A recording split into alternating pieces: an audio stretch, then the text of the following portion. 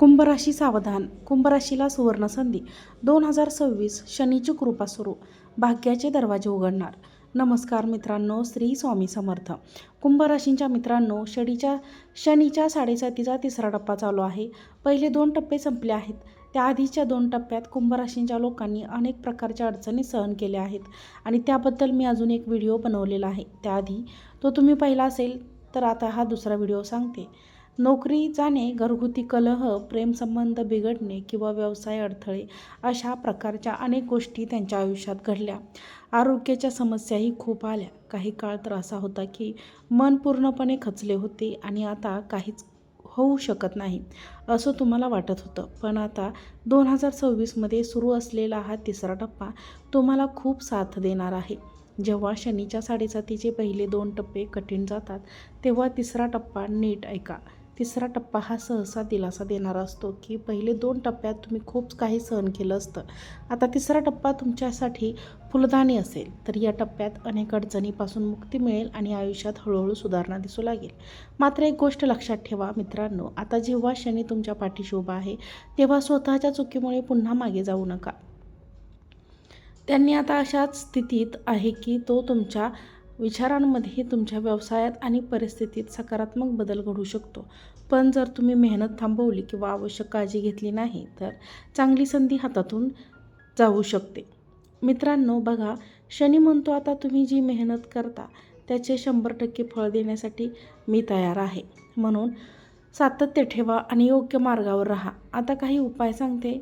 पहिला उपाय, 7.5 अजून सुरू आहे म्हणून तुम्ही दररोज शनी महाराजांचा एक उपाय जो मंत्र आहे, ओम शनेश्वराय नमः, या मंत्राचे 108 वेळा तुम्हाला जप करायचा आहे. यामुळे अधिक प्रसन्न होते. 2. शक्यतो हलक्या रंगाचे कपडे परिधान करा. यामुळे मन शांत राहते आणि आपला राग कमी होतो आणि तुमच्या घरामध्ये सकारात्मक ऊर्जा जास्त प्रमाणात वाढते.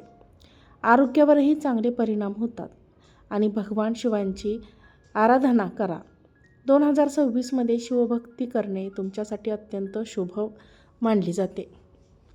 विशेषतः या 7.5च्या काळात तुम्हाला सोबत करायचे आहे. आता काही काळजी घ्यायची ते सांगते. डिसेंबर 2026पर्यंत शक्यतो स्मशानभूमीत जाणे टाळा. फार जवळच्या नात्याचा प्रसंग असेल तरच वेगळा आहे, पण अन्यथा टाळण्याचा तिथे प्रयत्न करा. ज्या ठिकाणी मांसाहार आणि मद्यपान सारख्या अशा ठिकाणी जाणे टाळा.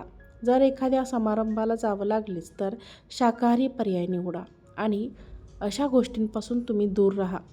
तिसरी गोष्ट आहे ती म्हणजे 7.5च्या कठीण काळात ज्यांनी तुम्हाला मदत करण्यास भाग पडले, म्हणजेच नीट ऐका, ज्यांनी नकार दिला किंवा तुमची टिंगल टवाळकी केली, अशा व्यक्तींच्या घरी जाणे तुम्हाला 2026 वर्ष तुमच्यासाठी आधीच चांगलं आहे आणि हे उपाय व सावधगिरी पाळल्यास ते आणखी उत्तम आणि शांततापूर्वक ठरणार आहे. तर व्हिडिओ मी इथे समाप्त करते. छोटासा व्हिडिओ आहे, अगदी 4 ते 5 मिनिटांचा, पण हा व्हिडिओ खूप महत्त्वाचा होता. पण या व्हिडिओत तुम्ही खूप महत्त्वाची तुम्हाला माहिती सांगितलेली आहे. त्यामुळे तुम्हाला जर हा व्हिडिओ आवडला असेल तर व्हिडिओला एक लाईक करा. चॅनलवरती नवीन असाल तर चॅनलला सबस्क्राईब करा आणि हा व्हिडिओ जास्तीत जास्त लोकांना शेअर करा.